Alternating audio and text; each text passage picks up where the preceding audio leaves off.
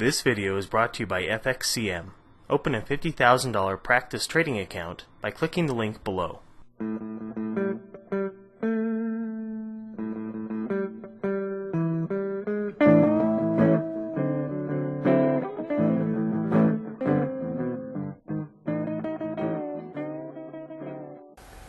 Well, it might be a good opportunity today to talk about investor sentiment, investor behavior, because one of the things that I see as a potential on the Euro-US dollar right now is a bit of a bear trap, and I'm basing this on a couple of things, both technical and fundamental.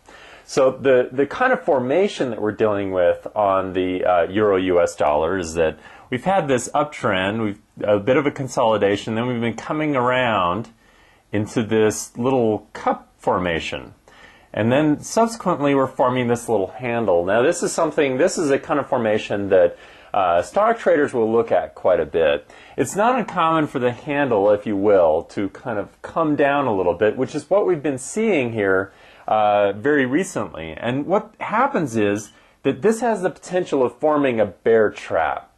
And you look at a bear trap as something that looks like a reversal to the downside. You get a lot of short sellers moving into the market, and then the market begins to rise. They get trapped. They got to cover those shorts. That then kind of feedbacks on itself because they're going to have to, how do they cover a short? They go long. So that kind of feedbacks on itself and pushes the market up even further.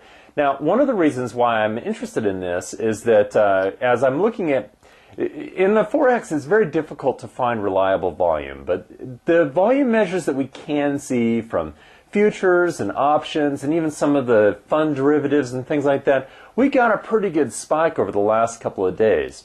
Some of the things that's driving this is, well, of course, today we've had a couple of things. Durable goods in the U.S. came out with a smaller decline than anticipated. By the way, durable goods are things like steel, anything that's expected to lumber, anything that's expected to have a useful life of longer than about a year. So even washers and dryers, cars, things like this will be included in that.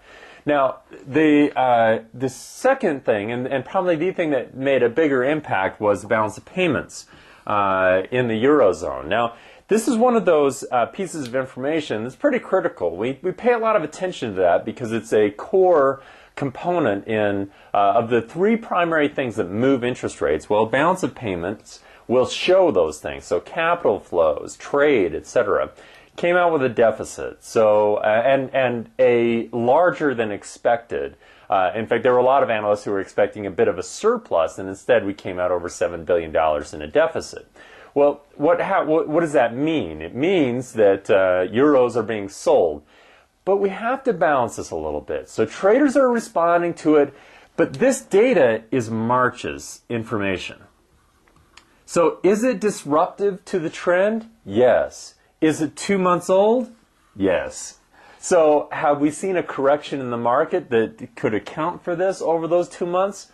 I think so. I think we can see what's been going on the Euro-US dollar exchange rate as a pretty good correction so far of what was going on in March and April. So it's something that we want to watch for, because what happens is as the market gets down into this little handle formation, now it can go one of two ways, up or down. If it goes down, we're going to have to deal with a bearish market. However, if we break up above the rim of this cup, if you will, so let's look at a chart of this. So on the chart, you can see this little kind of rounded bottom of the cup. We've got this handle coming down just a little bit. If we pop up above the rim of that cup, which is not very far away, then we've got an opportunity to go long and take advantage of that squeeze that's going to happen to all the bears who are moving into the market on information that is not necessarily as bullish as perhaps the market is treating it right now for the U.S. dollar. I mean, the durable goods was a bad number, just not as bad as expected. And the balance of payments information beating up the euro right now, well, the dollar is not immune to those same problems. The same things that are causing that deficit to appear is certainly not going to is happening to the dollar as well. So I'm inclined to think that the probability of a little bit of a bear trap and a breakout to the upside is quite likely, and is the opportunity to watch right now. This video is brought to you by FXCM. Open a $50,000 practice trading account by clicking the link below.